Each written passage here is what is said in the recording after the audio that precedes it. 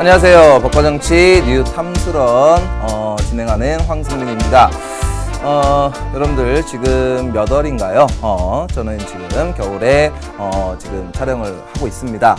자, 여러분들 그 법과정치라는 과목 제가 이제 몇 번을 말씀드렸지만 공부하면 정말 매력적인 과목이 되는 것이고요. 그다음 공부하지 않고 그냥 설렁설렁하면 비매력적인 과목이 될 수 있는 과목이니까 여러분들 강의 듣고요. 일단 1차적으로 학교 수업이 그게 1차입니다. 그리고 2차적으로 제 강의를 듣고 이제 한 번 더 확인을 하고 그다음에 이제 뭐 문제를 풀거나 아니면 정리된 거 다시 한번 복습하거나 이런 식으로 다시 한번 점검하는 게 3차 이제 마지막이라고 생각이 듭니다. 그다음에 내신 기간, 시험 기간 때 다시 한번 훑어보면 여러분들이 그래도 좀 보람이 좀 있는 과목이 되지 않을까 싶습니다. 그래서 공부할 건 좀 많지만 충분히 정복이 가능하고 그 다음에 좀 흥미로운 그런 과목이 될 수 있으니 여러분들이 좀 더 매진하시기 바랍니다. 자, 이번 시간은요 이제 14강이고요. 그 다음에 내용 전달은요 기본권의 역사와 기본권의 제한, 뭐 기본권의 충돌, 뭐 이런 것들을 쭉 정리하는데 그거에 앞서서요 저번 시간에 했던 기본권의 구분 있죠. 그 기본권의 구분, 요거는 학교 선생님 또는 모의고사 출제위원들께서 아주 좋아하는 부분이니 그거 다시 한번 점검하시고요. 그 다음 제가 OX로 할 건데 이 OX 하는 거 하나도 빠짐없이 완벽하게 이해하고 그 다음에 암기할 거 암기해서 넘어가셔야 됩니다. 한번 문제를 볼게요. 자, 저번 강 복습이죠. 자, 행복추구권이라고 하는 건 뭐냐? 뭐 자기결정권이라고 그랬죠. 제가 그래서 성적 자기결정권이라고 해서 뭐 그 간통죄와 관련되는 거를 슬쩍 한번 얘기했었고요. 그 다음에 그 중고생들이 뭐 당구장 출입이라든가 뭐 이런 것들을 얘기했었어요.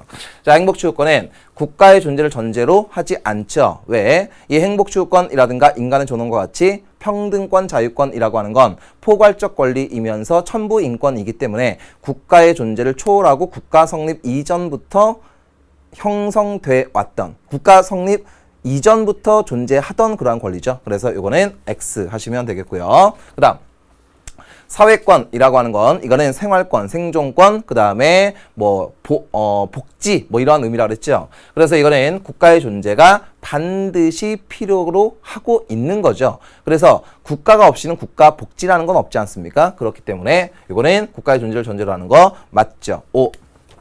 그다음에 123번 자유권은 소극적이면서 포괄적이면서 천부인권인 거죠. 요거 세팅 딱 시켜주셔야 돼요. 소포천. 그래서 이렇게 해두시면 되고 사회권은요. 국가에게 일정한 급부를 요구하는 것이죠. 그러므로 적극적이고 국가의 존재를 필요로 하기 때문에 열거적 또는 개별적 그리고 실정권. 그래서 열실 하시면 되겠고요. 125번.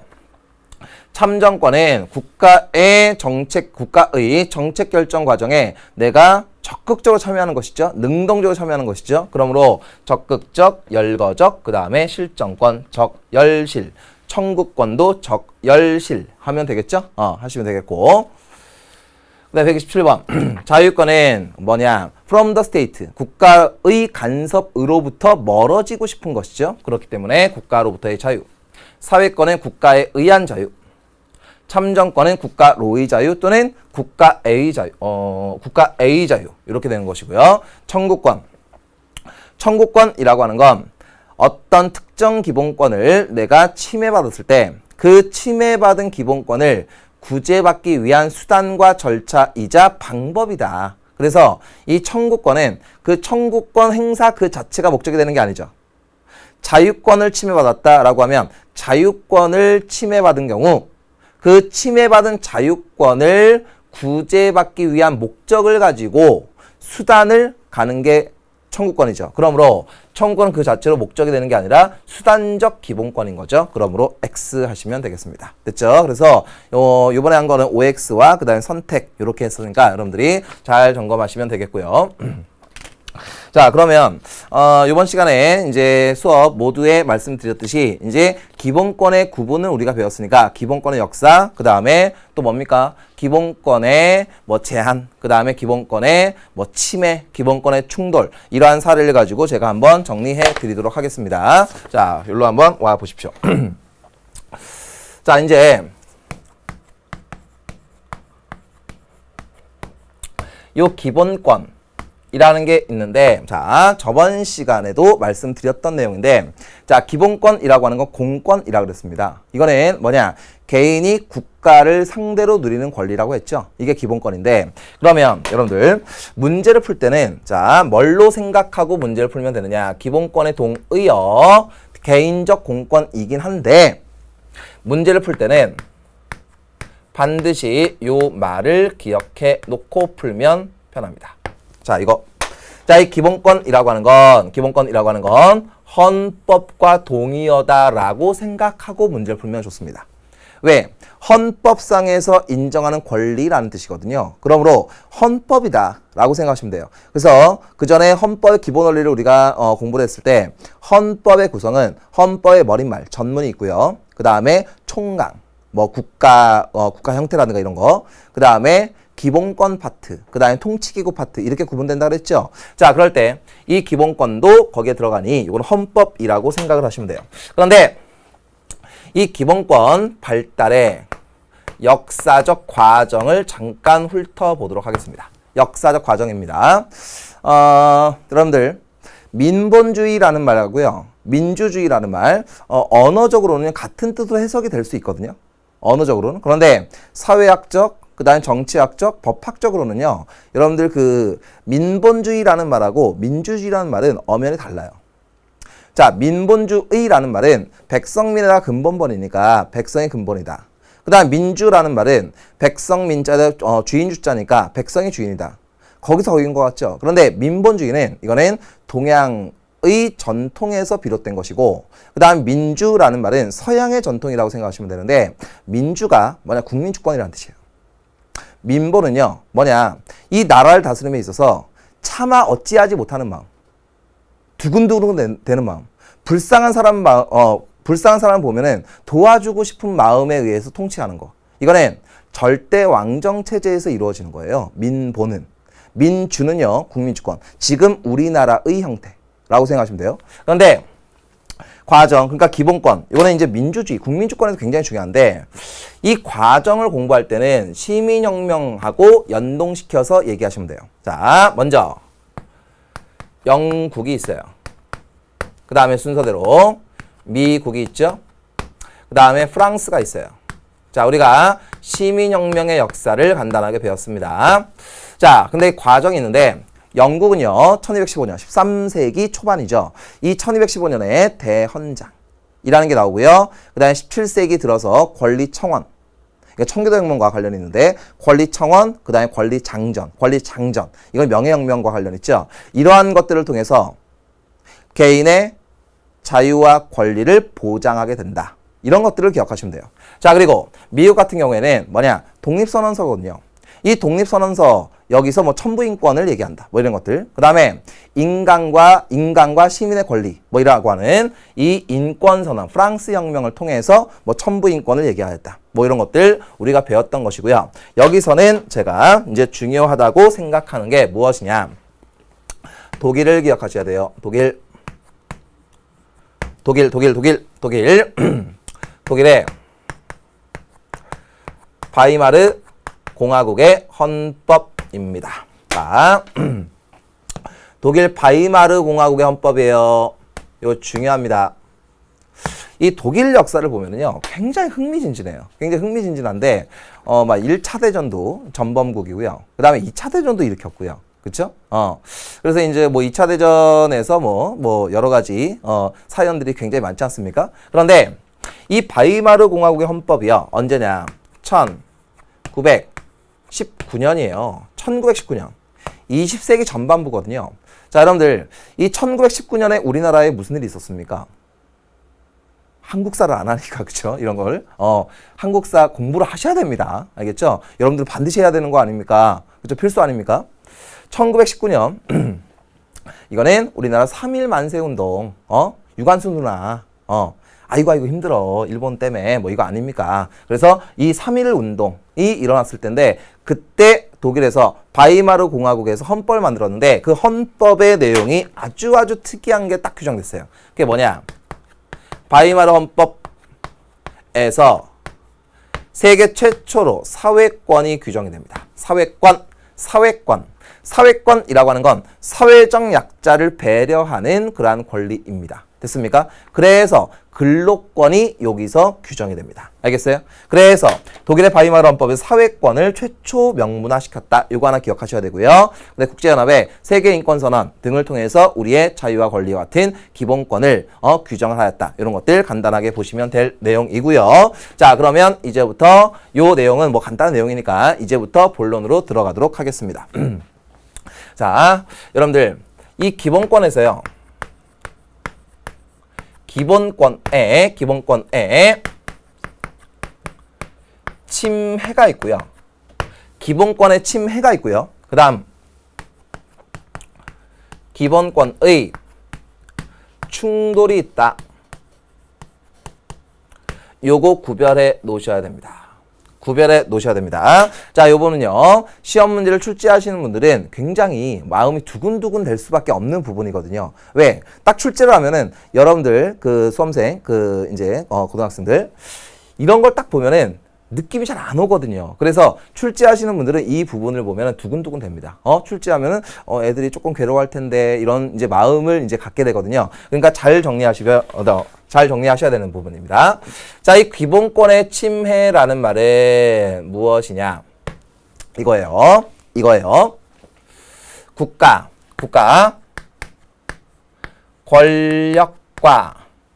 권력과 개인의 기본권이 있을 때 이 국가 권력에 의해서 기본권을 침해한 경우입니다. 알겠습니까? 국가 권력이 개인의 기본권을 침해한 거예요. 아시겠죠? 국가 권력에 의해서. 자, 기본권의 충돌이라고 하는 건 무엇이냐? 기본권의 충돌은 이거는 부딪힌 거거든요. 뭐가 붙인 겁니까? 뭐가? 개인의 기본권이 있고 또 다른 사람의 기본권이 있을 때 이 기본권이라는 것과 또 다른 기본권 간의 뭐냐? 충돌이 발생한 것, 요게 기본권의 충돌입니다. 알겠습니까? 그러니 여러분들 이왕 공부하는 거, 이왕 외우는 거 기본권 충돌 뭐 해도 되는데 기본권 간 충돌이라고 하면 훨씬 더 느낌이 확 와요. 기본권끼리의 충돌, 기본권 간의 충돌 이렇게 느낌 딱 잡으시면 돼요. 아시겠죠? 자, 그래서 이 기본권 침해라는 게 있고 기본권 충돌이라는 게 있다. 됐죠? 자, 그러면 잘 들어보세요. 교도소에서요. 수용자들이 이제 서신으로 자기 친구들, 지인들, 그 다음에 자기 부모, 그다음에 자기 형제들과 뭐냐? 서신을 교류할 수가 있죠. 편지 교류할 수 있죠. 그런데 서신을 교도소의 교도관들이 하나하나 일일이 검열했습니다. 그러면 이 경우에는 국가 권력에 의해서 통신의 자유가 침해받는다라고 보자고요. 그러면 자, 교도소의 서신 검열과 수용자의 통신의 자유에 문제가 발생하죠. 이거는 기본권의 침해겠습니까? 기본권의 충돌이겠습니까? 침해입니까? 충돌입니까? 침해예요? 충이에요? 침이죠. 이건 침해입니다. 침해예요. 그러면 이 기본권의 충돌이라고 하는 건 이겁니다. 잘 보세요. 시위대의 시위 활동이 있을 거 아닙니까? 우리나라 시위하면 됩니까? 안 됩니까? 되죠. 그렇죠? 언론, 출판, 집회, 결사의 자유가 헌법에서 보장을 하고 있습니다. 시위의 자유가 있어요.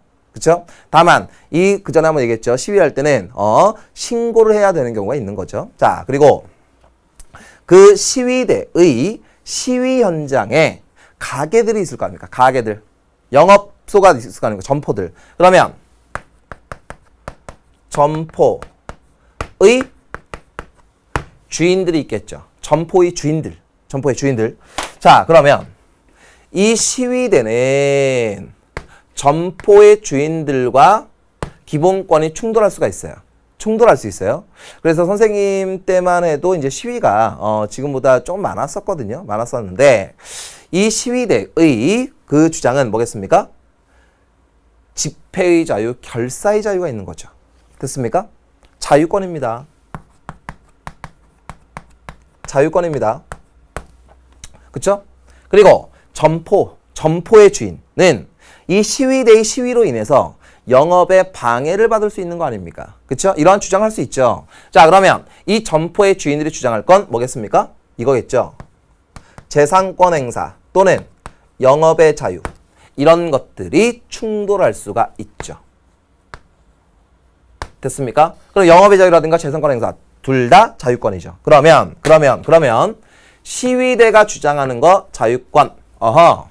그다음에 점포주가 주장하는 거 자유권. 시위대의 자유권과 점포의 주인들의 자유권이 충돌하고 있죠. 됐습니까? 이런 사례가 있습니다. 이런 사례가 있어요. 또 다른 사례. 이런 게 있어요. 어떤 동네의 주민들이 있습니다. 주민들. 근데 그 동네에 주택단지와 어울리지 않는 어떤 점포가 생겼어요. 점포주가 있습니다. 됐죠? 이럴 수 있죠. 무슨 얘기인지 아시겠죠? 그래서 이 주택단지와 어울리지 않는 어떤 가게가 딱 생겼어요. 그러면 이 주민들이 주장하는 바는 뭐겠습니까? 이건 여러 가지가 있을 수 있겠지만 환경권을 주장할 수 있죠. 사회권과 관련하여 환경. 그리고 이 점포주는 당연히 영업의 자유 또는 뭐 재산권 행사의 자유. 이것도 자유권이죠. 됐습니까? 자, 그러면 이 주민들이 주장하는 환경, 사회권과 점포주가 주장하는 이 재산권 간에 뭐가 발생합니까? 충돌이 발생하죠. 이런 것들이 기본권 충돌입니다. 되시겠죠? 그러면 이런 문제가 딱 발생하면 이걸 해결해야 될 거 아닙니까? 해결하는 건 한쪽 손을 들어주는 게 좋겠습니까? 아니면 둘 간에 합의를 하도록 하는 게 좋겠습니까? 합의하는 게 좋은 거죠. 여러분들, 소송이 가장 바람직한 방법이다. 맞아요, 틀려요? 이런 문제 나옵니다. 아닙니다.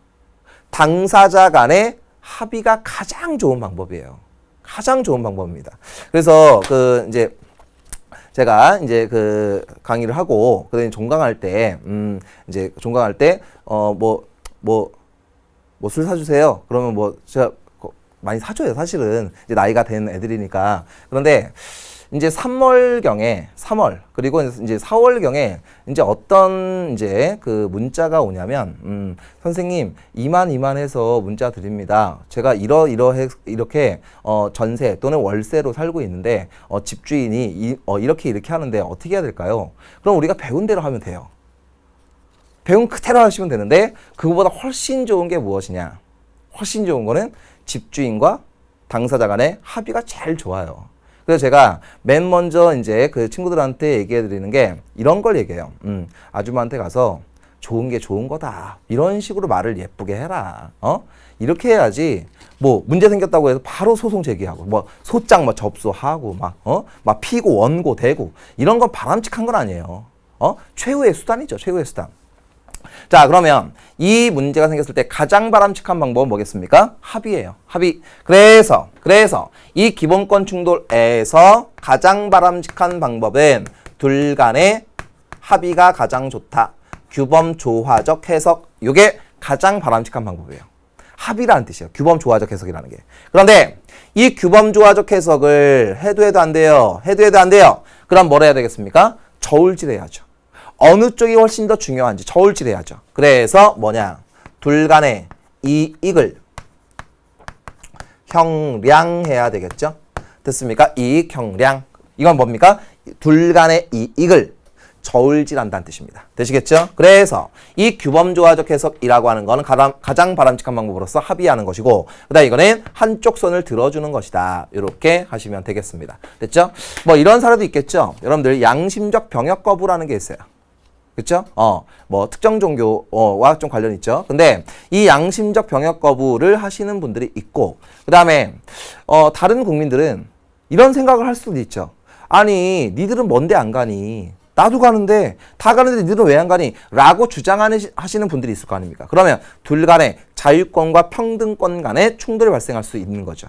또는 그 사례는 뭐냐? 자유권과 국가의 권력작용과의 또 문제가 생길 수 있는 거죠. 그 좋은 거는 규범 조화적 해석입니다. 그래서 그 종교에서 주장하는 건 어디 가서 5년간 봉사하겠다 뭐 이런 것들을 주장하기도 하고, 근데 지금까지는 이익 형량의 원칙으로서 국가의 손을 주로 들어주고 있죠. 자, 이렇게 됩니다. 이게 기본권 충돌이에요.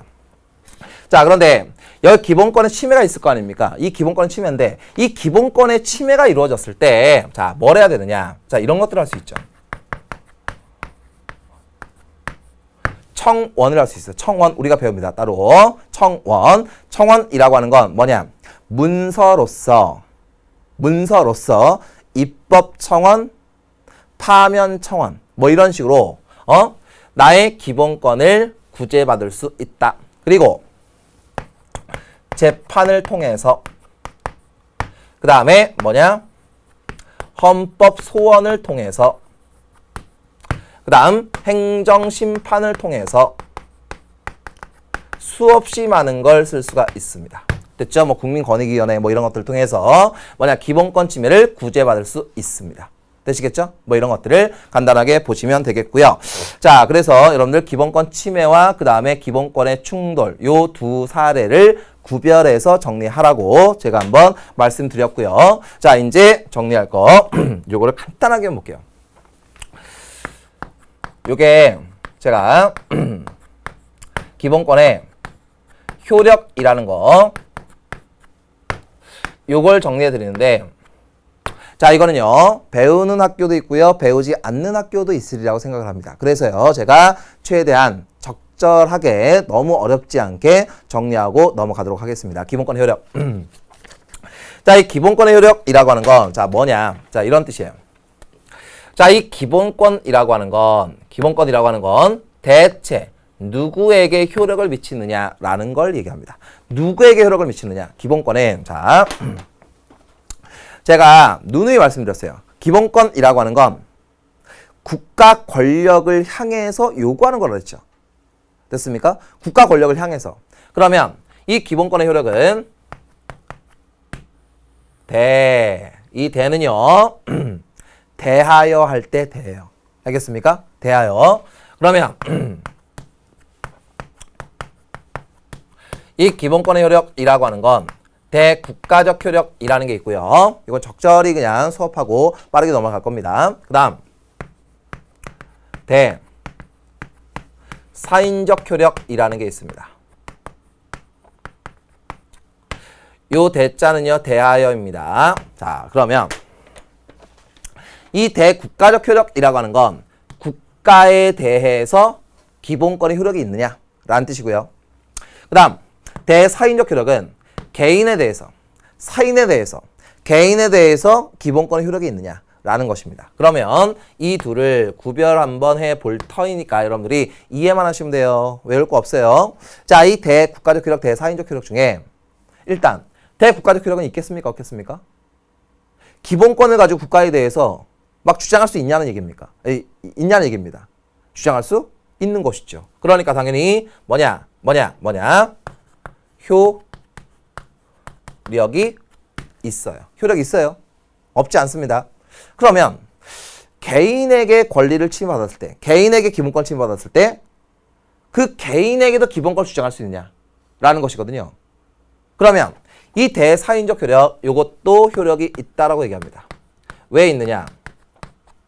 헌법은 어차피 최고의 규범이기 때문에 모든 법을 포괄하기 때문에 개인에게도 영향을 줄 수 있다라고 얘기합니다. 그런데 국가에 대해서는 무슨 효력을 주며 그 다음 개인에게는 어떠한 효력을 주며 라고 하는 걸 기억하라는 얘기입니다. 자, 국가적 효력에 대해서는 직접적 효력이 있다라고 얘기합니다. 직접적 효력. 그 다음에 개인에 대해서는 간접적 효력을 미친다라고 얘기합니다. 그래서 요거 배우는 학교도 있을 수 있기 때문에 간단하게 설명합니다. 기본권은 헌법이거든요. 그러면 국가에 대해서는 막 주장할 수 있다고 한 거 그건 기억나시죠? 요거 됐죠? 직접 구속합니다. 근데 개인을 구속할 때에는 헌법이라고 하는 최고 규범을 통해서 직접 구속하는 게 아니라 그 밑에 있는 민법, 상법, 뭐 보호업법 등을 통해서 간접적으로 헌법이 그 밑에 있는 민법에게 영향을 주고 그 민법에 영향을 준다. 그래서 간접적 효력을 미친다라고 얘기합니다. 알겠죠? 그런데 예외적인 경우가 하나 있어요. 예외적인 경우. 그게 뭐냐? 개인과 개인 간의 문제 또는 개인과 단체 간의 문제인데 직접 구속하는 경우가 있어요. 자, 근로3권. 요거는 암기하십시오. 근로3권이라고 하는 거 뒤에서 배우는데 단결권, 단체 교섭권, 단체 행동권이라고 하는 거 뭐 파업하고 뭐 이런 거 있죠. 그 다음에 뭐 노동조합 만들고 이 근로3권은 뭐냐? 개인 대 개인 아닙니까? 노동자와 또는 노동조합과 회사와의 문제죠. 회사가 국가기관이 아니잖아요. 개인이에요. 그렇죠? 그러면 이 경우에는 직접 구속할 수 있는 효력이 있다라고 하는 거. 아이고 분필 떨어져서. 자, 직접 구속시킬 수 있는 힘이 있다. 자, 정리합니다. 선생님이 하라는 대로 하시면 돼요. 이게 직접적으로 문제가 안 나오더라도요. 문제를 풀 때 도움이 꽤나 되는 부분이거든요.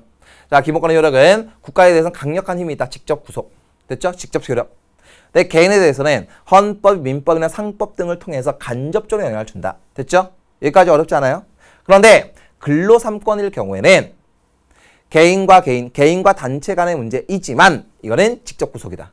그 이유가 무엇이냐? 그 이유가 너무너무 쉬워요. 헌법에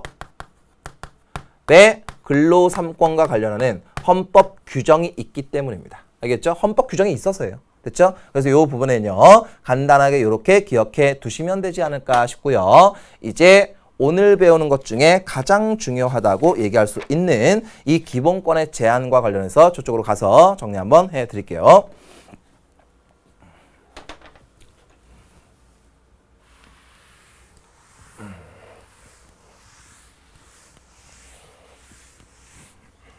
자, 갑니다.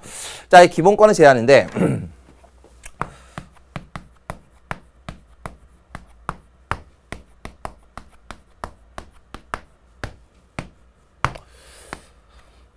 자, 이 기본권의 제한이라는 말은 말 그대로 어떤 합리적인 이유를 가지고 개인의 기본권을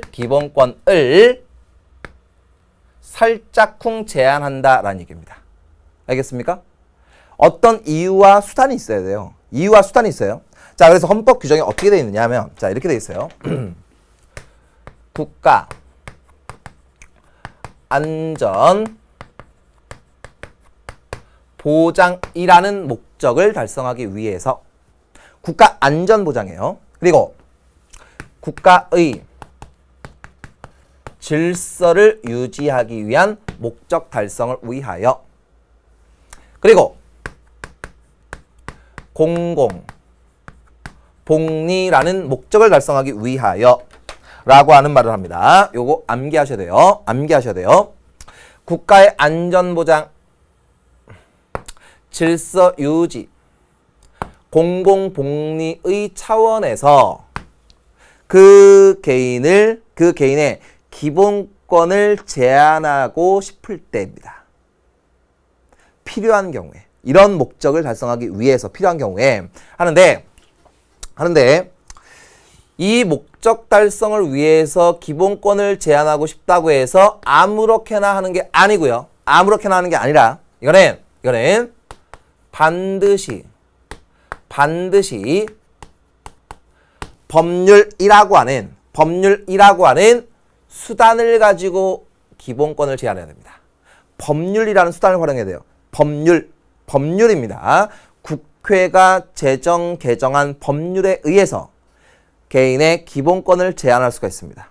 되시겠죠? 다시 한번. 국가의 안보, 질서 유지, 공공복리라는 목적 달성을 위해서 필요한 경우에 이 법률에 의해서 기본권이 제한됩니다. 기본권을 제한해야 됩니다.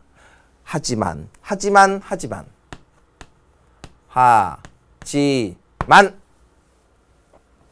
자유와 권리의 뭐냐?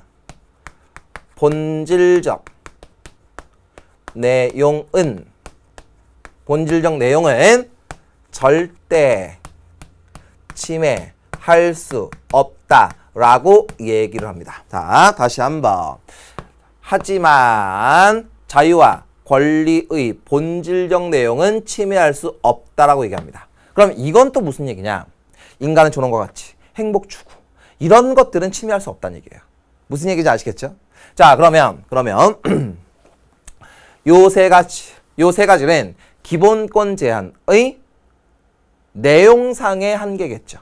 됐습니까? 무슨 얘기냐? 이런 경우에 한해서 기본권 제한할 수 있는 거예요. 됐죠?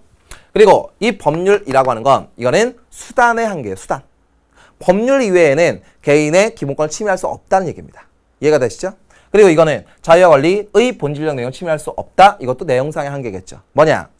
인간의 존엄과 가치라는 건 침해할 수 없다라는 얘기입니다. 되시겠죠? 자, 이렇게 이루어집니다. 이렇게 이루어져요. 자, 그러면 법률에 의해서 개인의 기본권이 제한이 될 수 있어요. 이거는 사람들은 법을 믿고 사는 거 아닙니까? 만약에 법이 없는데 우리의 기본권을 침해해요. 됐죠? 그래서 우리의 법을 믿고 살아가는 어떤 안정된 생활을 위해서 법률이라는 근거를 두는 겁니다. 되시겠죠? 그런데 여기서 하나 기억해 둘 거 있습니다. 여기서 기억해 둘 거 있어요. 이거 법률급에 해당하는 명령이 있습니다. 법률급에 해당하는 명령이 있어요. 요거 기억하셔야 돼요. 법률급에 해당하는 명령. 자, 여러분들 이런 걸 공부하기 시작하면 점점 그쵸? 그쵸? 붕괴 상태로 넘어가게 되는데 상위법 우선의 원칙으로서요. 최상위의 규범이 뭐죠? 헌법, 법률, 명령, 조례, 규칙이 있죠. 법률은요 국회가 재개정하고요. 명령은 대통령, 총리, 그 다음에 장관 이런 분들이 이제 재개정하는 거죠. 그런데 긴급조치 시에는 긴급 상황일 때는 뭐냐? 대통령이요. 대통령령을 발표하는 게 아니라 뭐냐? 긴급명령 발포권이 있어요. 긴급명령 발포권. 우리가 배웁니다. 뒤에서. 그리고 긴급재정경제처분 및 명령이라는 걸 발표해요. 그럼 이런 거는 긴급자 들어간 거 있죠? 이런 것들은 모두 무엇입니까? 법률급에 해당하는 명령입니다. 법률급에 해당하는 명령. 그러면 이 법률급에 해당하는 명령이기 때문에 명령이지만 이 명령을 가지고 기본권을 제한할 수 있다는 걸 얘기하는 거예요? 없다는 걸 얘기하는 거예요? 있다는 겁니다. 알겠습니까? 그래서 긴급명령, 긴급경제처분 및 긴급재정경제처분 및 명령이라고 하는 걸 통해서 개인의 기본권이 제한될 수 있습니다. 되시겠죠? 그런데 이 법률의 하위 개념인 명령을 가지고는 그 개인의 기본권을 제한할 수가 없어요. 이거는 행정부 대통령까지 배우고 나면 좀 쉽게 정리할 수 있지 않을까 싶어요. 이게 기본권 제한입니다. 되시겠죠? 그래서 여러분들은 이 내용을 가지고 한번 정리해 두시면 되지 않을까 싶어요. 됐죠? 그래서 내용, 그 다음 한계, 그 다음에 수단 이렇게 보시면 되겠습니다. 자, 책을 한번 보십시오. 자, 거기에 110쪽의 중간에 있는 서구 사회의 기본권 보장의 역사 있죠? 그거 우리가 정리했던 내용이고요. 114페이지에 기본권의 제한 있죠? 기본권의 제한. 거기에 뭐 목적 및 범주 뭐 이런 것들 보시면 되겠습니다. 자, 됐고요. 그 다음에 기본권 제한의 한계, 과잉 금지, 그 다음에 자유와 권리의 본질적 내용을 침해할 수 없다. 이렇게 돼 있습니다. 되시겠죠? 여기까지가 이제 본론이고요. 그 다음에 지금부터 간단하게 얘기할 내용은 아주 쉬운 부분입니다. 자, 일로 한번 와 보십시오.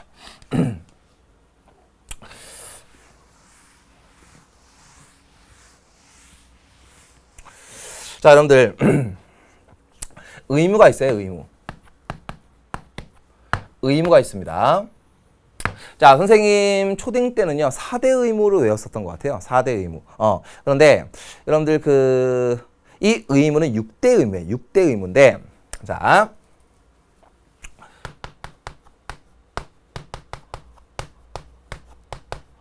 순수한 의미의 의무가 있어요. 순수한 의미의 의무. 그 다음 현대적 의무, 현대적 의미의 의무가 있습니다. 발음이 상당히 어려워 보이죠? 순수한 의미의 의무, 그 다음에 현대적 의미의 의무, 이렇게 되는데, 이 순수한 의미의 의무는 2가지, 그 다음에 현대적 의미의 의무는 4가지가 있습니다. 4가지. 자, 뭐가 있느냐? 순수한 의미의 의무는 납세의 의무가 있습니다. 납세의 의무, 세금 납부입니다. 국가 재정의 기본 바탕이겠죠? 납세 의무가 없이는 안 되는 거 아닙니까? 국가 운영이 어떻게 되겠습니까? 그래서 세금을 거두어들이는 방법에는 직접세라는 방법을 통해서 거두어들이는 게 있고요. 그 다음에 간접세. 직접세는요, 소득에 부과하는 세금이고요. 그 다음에 간접세는요, 소비활동에 부과하는 세금입니다. 여러분들은 아르바이트를 해본 적이 없는 친구들은 직접세를 낸 적이 없어요. 됐죠? 그리고 아르바이트를 해본 친구들은요, 직접세를 낸 것입니다. 간접세는요, 모든 사람 다 내요. 그렇죠? 그 다음에 또 뭐가 있느냐? 국방의 의무. 시험지에서요, 아마 올해 한 번은 나오지 않을까 싶어요. 이 국방의 의무가 출제가 되면요, 학생들 잘 틀립니다. 국방의 의무. 됐죠? 자, 그리고 또 뭐가 있느냐? 교육의 의무가 있고요. 그 다음에 근로의 의무가 있습니다. 그 다음에 재산권 행사의 공공성의 의무가 있죠. 재산권 행사. 그 다음에 환경 보전에 대한 의무가 있습니다. 자, 요렇게 있어요. 그래서 1, 2, 3, 4, 5, 6 해서 6대 의무가 있습니다. 자, 그러면 여기서요, 이 납세의 의무, 그 다음에 국방의 의무 있죠. 중에서 국방의 의무, 남자의 의무입니까? 여자의 의무입니까? 이거 헌법이에요. 남녀 구분 없이 모든 국민들의 의무입니다. 여러분들 여학생들 나라 지켜야 될 의무 있나요? 있어요. 남학생들 당연히 있고요. 됐죠? 그러면 남학생들은 여학생들과 달리 병역의 의무를 지러 군대를 가는 거죠. 됐죠? 한 20개월 가나요? 선생님 같은 경우에 26개월 갔었는데, 저도 뭐 그렇게 길다고 생각은 안 했는데, 제 선배들은 뭐 30개월 뭐 이렇게 가신 분들도 계시고 그런데, 예전에 36개월 했고 그랬습니다. 근데 이 국방의 의무는 전 국민의 의무예요. 전 국민의 의무. 그래서 제가 휴전선 이렇게 지켰거든요. 휴전선. 그래서 지키면서 이제 이게 하는 거 있어요. 뭐 딸랑딸랑 소리 내고 뭐 이런 거 있는데, 어쨌든 간에 이 국방의 의무, 요거는 전 국민이고요. 남자들은 병역의 의무를 지는 것이고요. 납세의 의무는 세금을 납부하는 것이다. 그래서 이 2가지는 순수한 의미입니다. 자, 여러분들 군대 갔다 왔어요. 저는 육군 일반 사병으로 갔다 왔습니다. 갔다 오고 나서 권리가 생겼을까요? 안 생겼을까요? 생긴 거 없습니다. 생긴 거 없습니다. 그래서 제가 96년도에 강릉에 간첩 들어왔었거든요. 간첩 들어왔었는데, 그때 이제 간첩 이제 작전에 제가 이제 투입이 됐었는데, 그때 뭐 투입될 때 뭐 특별한 거 있나? 나중에 뭐 주는 거 있나? 그런 거 없습니다. 국방의 의무, 납세의 의무는 순수한 의미의 의무이기 때문에 권리가 수반되지 않습니다. 무슨 얘기인지 아시겠죠? 그래서 이거는 간단하게 해두시면 되고, 현대적 의무. 자, 교육의 의무예요. 교육의 의무. 자, 이거는 문화 국가의 원리인 헌법 이념과 헌법의 기본 원리가 통하는 거죠. 됐습니까? 그래서 우리나라는 평생 교육과 관련 있죠. 그 다음에 우리나라는 의무 교육 뭐 이런 것들이 이 교육의 의무와 상관이 있죠. 됐습니까? 그럼 여러분들은 교육의 의무, 교육의 권리가 다 있죠. 그리고 이 근로와 관련해서는 윤리적으로 근로를 해야 되는 거 아니냐라는 썰이 있고요. 그 다음에 법적으로 근로를 해야 되는 거 아니냐라고 하는 건데, 우리나라의 다수설은요, 통설은요, 윤리적 의미에서 근로를 해야 된다고 얘기합니다. 여러분, 근로를 하지 않는다고 해서요, 끌려가지 않습니다. 하지만 사회적 법으로 비난받을 수 있다는 얘기입니다. 되시겠죠? 그래서 이 자본주의 국가에서는 근로가 윤리적 의무로 보고 있습니다. 그리고 재산권 행사. 내가 나의 재산권은 내 마음대로 처분하고 그럴 수 있어요. 그런데 때에 따라서는 공공성의 의무를 다해야 될 필요가 있다. 뭐 이런 것들 보시면 되고요. 뭐 그린벨트 이런 거. 그 다음에 환경. 뭐냐? 나는 환경 보전을 위해서 노력을 해야 됩니다. 누구에게 막 그 해를 가하기 위해서 환경을 막 침해하고 이러면 안 되겠죠? 이런 것들이 환경의 의무. 그래서 우리가 이 6대 의무를 간단하게 보았습니다. 어려운 부분은 아니라고 생각이 들어요. 자, 문제 풀고 마무리하겠습니다.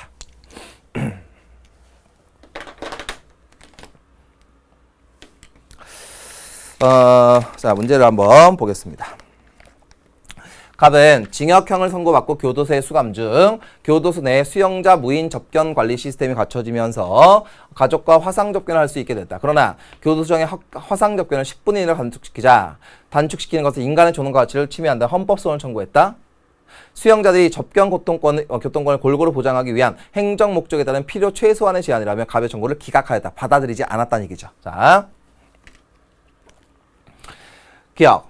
은 헌법 질서의 최고의 구성 원리이다. 맞죠? 그래서 인간의 존엄과 가치를 실현하기 위해서 모든 게 존재한다. 라고 얘기했고요. 2번. 니은이 무엇입니까? 헌법소원. 헌법소원은 기본권 침해 구제 수단 중 하나이다. 아까 설명했던 내용이죠. 이거는 뭐냐? 한 3강 후에 배우지 않을까 싶어요. 디테일하게는. 3번. 디귿은 수용자들 접견 고통권. 헌법상 열거되지 않은 기본권이죠. 하지만 보장을 해줘야죠. 됐습니까? 그래서 요 3번도 맞고요. 4번 리을은 기본권 제한이 가능한 이유죠. 왜? 행정 목적에 따른 필요 최소한의 제한. 그래서 4번 맞고 5번 미음은 교도소장의 조치가 과잉금지의 원칙에 어긋나지 않는다고 본 것이죠. 그래서 답은 5번 가시면 되겠고요. 자, 기본 문제 8번입니다. 8번. 그림은 헌법상 기본권의 구조를 나타낸 것이다. A, C에 대한 설명으로 옳지 않은 거. 헌법상 최고 원리로서 기본권의 이념에 해당합니까? Yes. 여기는 인간의 존엄과 가치. 그 다음 수단적 절차적 기본권으로 성격을 가집니까? Yes. 여기 청구권. 그리고 아니오니까 여기는 청구권 이외의 권리가 되겠죠. 됐습니까? 자, 1번 A는 모든 국가 권력을 구속한다. 맞고요. 2번 B에는 재판을 청구한 권리가 포함된다. 맞죠? 청구권에는 청원권, 재판 청구권, 국가배상 청구권, 형사보상 청구권, 범죄 피해자 구조 청구권 뭐 이런 것들이 있죠. 2번 맞고 3번 C에는 국가 운영에 적극적으로 참여할 수 있는 권리도 포함된다. 참정권 되죠? 4번 C는 B와 달리 기본권 제한에 한계가 있다? 아니죠. 둘 다 한계는 있는 것이죠. 됐고 답은 4번이고요. 5번 B와 C는 A의 구현을 추구한다. 맞습니다. 자, 그 다음에 10번입니다. 모든 국민의 법률이 정하는 바에 의해 납세의 의무, 그 다음에 국방의 의무, 그 다음에 교육의 의무가 있다. 이건 의무죠. 1번. 가는 복지국가, 이거는 고전적 의무예요. 그쵸? 그러니까 이 복지국가는 뭐 교육, 근로 이런 것들이 현대 복지국가고요. 이거는 고전적 의무. 2번. 나는 남자의 의무가 아니라 그랬죠? 전 국민의 의무입니다. 3번. 다는 의무교육이 제도화된 근거이다. 답은 3번이고요. 4번. 가와 달리 나는 권리와 의무가 동시에 규정되어 있다. 권리와 의무가 동시에 규정되어 있는 건 국방과 납세의 의무 이외의 것들입니다. 이외의 것들. 됐죠? 국방과 납세는 순수하게 의무에 해당됩니다. 됐고요. 5번. 다와 달리 나는 위반 시 법적 제재가 가해진다. 아니죠. 요거는 모두 규제가 가능한 것이죠. 그래서 답은 3번으로 가시면 되겠고 다음 헌법재판소의 위헌 결정에서 비출된 기본권 유형 니은이 기억과 구별되는 거. 자, 선거권을 제한해야 할 필요성이 크지 않다. 따라서 심판 대상 조항은 청구인들의 참정권. 보통선거 원칙에 위반하여 집행유예자를 차별 취급하는 것이므로 평등권을 아울러 침해한다. 그래서 참정권과 평등권입니다. 그래서 평등권이 참정권과 구별되는 특징입니다. 소극 방어적 권리, 이건 자유권이죠. 합리적 근거가 있는 경우 기본권 제한 가능하다. 3번, 외국인은 원칙적으로 권리 행사의 주체가 될 수 없다. 본질적 기본권은 다른 기본권 보장의 전제가 된다. 4번이죠. 뭐냐? 평등권은 자유권, 인간의 존엄과 같이 행복주권과 함께 무엇입니까? 포괄적 천부 인권이기 때문에 다른 기본권 보장의 전제 조건인 거죠. 됐습니까? 4번입니다. 자, 그러면 간단해 볼게요. 합리적 근거가 있으면 기본권 제한 둘 다 가능하죠. 3번, 외국인은 원칙적으로 권리 행사의 주체가 될 수 없다. 여러분들 평등권은요, 외국인이건 내국인은 상관이 없어요. 다 보장이 되고요. 그 다음에 외국인 같은 경우에는 참정권 행사에 있어서 지방선거의 경우에는 존재합니다. 그쵸? 중앙선거는 없어요. 5번. 어떤 경우에 국가로부터 권리 행사를 제약받지 않는다. 아니죠. 제약받을 수 있습니다. 자, 기본권 제한과 관련하여 나에 대한 설명입니다. 자, 하시면 되는데 3번 문제군요. 자, 가번입니다. 자, 이거는 언론 출판은 타인의 명예나 권리 또는 공중도덕이나 사회윤리를 침해하여서는 안 된다. 됐죠? 국민의 모든 자유와 권리는 국가 안전보장, 질서 유지 또는 공공복리를 위해 필요한 경우에 하나의 법률로 제한할 수 있으며 제한하는 경우에도 자유와 권리의 본질적 내용을 침해할 수 없다. 뭐냐? 여기서 이 가번은요, 기본권을 직접 제한하는 것이고 이거는 간접적으로 제한하는 것이죠. 됐습니까? 1번. 가는 기본권에 대한 헌법상 직접적 제한에 해당되겠죠? 틀리고. 2번. 나에는 기본권 제한의 방법은 언급되어 있지 않다. 아니죠. 방법이 법률. 3번. 나에는 실정권 사상과 자연권 사상. 실정권 사상은요, 제한할 수 있다는 게 실정권이고요. 자연권은요, 본질적 내용을 침해할 수 없다. 이런 것들이 자연권 사상인 거죠. 그래서 3번은 체크해 놓으세요. 요거 답이고요. 4번. 가는 나에 비해서 일반적으로 인정되는 제한 방식, 일반적인 방법은 요겁니다. 그쵸? 우리가 배운 거. 5번. 가와 나는 모두 공공의 이익이 개인의 기본권에 우선한다. 뭐냐? 기본권은 개인의 기본권입니다. 아시겠죠? 개인의 기본권. 그래서 5번은 틀린 것이죠. 하시면 되겠고. 그 다음 4번. 가라는 자료 2에 AD의 기본권 특징에 따라 구분한 것이다. 물으면 답하시오. 가라는 자참사청 중 하나이다. 돼 있습니다. 그러면 가, B. 국가의 존재와 무관하게 인정되면 방어적 소극적이다. 요거는 자유권. 가는 자유권이죠. 가는 자유권. 나는 D 모르겠고. 그 다음 4번. A와 D인데 다른 기본권 침해되었을 때 이를 구제받을 수 있다. 그러면 요거는 뭐겠습니까? 청구권이겠죠. 청구권. 그 다음 라번. C, D니까 모든 국민이 최소한의 인간다운 생활을 보장하는 것이다. 요거는 사회권이죠. 그러므로 여기서 자유권, 청구권, 사회권이니까 D는 참정권이 되겠죠. 참정권. 자, 1번. 가는 바이마르 헌법. 이거는 사회권과 관련 있는 것이고요. 나는 국가에 의한 자유라는 특성. 이것도 사회권이죠. 사회권. 그러니까 틀리고. 디귿. 다는 수단적 절차적 기본권. 다가 청구권이니까 맞죠? 라는 가와 달리 헌법에 열거된 내용만을 보장하는 개별적 권리이다. 맞죠? 그래서 디귿과 릴을 답을 하시면 되겠고. 다음 문제. 빈칸 기억에 들어갈 수 있는 내용으로 적절한 거. 기억이 뭐냐? 그거죠. 기억이라고 하는 건 뭐냐? 이런 것들이 들어가면 되겠죠. 기억은 D가 들어가는 거니까 청구권, 참정권, 청구권, 사회권과 상관이 있는 것이죠. 그러면 거기에 들어갈 건 뭐겠습니까? 열거적 권리. 그 다음에 뭐 개별적. 그 다음에 실정권. 이런 말이 들어가면 되겠죠. 또는 국가의 존재를 전제로 하느냐. 뭐 이런 말들이 들어가면 되겠죠. 그래 국가의 존재를 전제로 인정된다. 요게 답이겠군요. 그쵸? 열거된 것만 인정돼야 되겠죠. 최고의 가치 아니고요.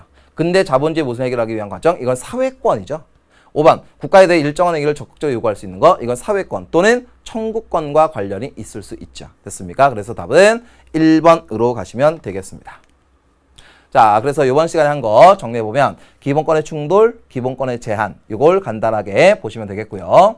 그다음에 국민의 의무, 6대 의무 간단하게 암기하시면 되겠죠. 됐습니까? 이런 식으로 정리해 두시면 되겠습니다.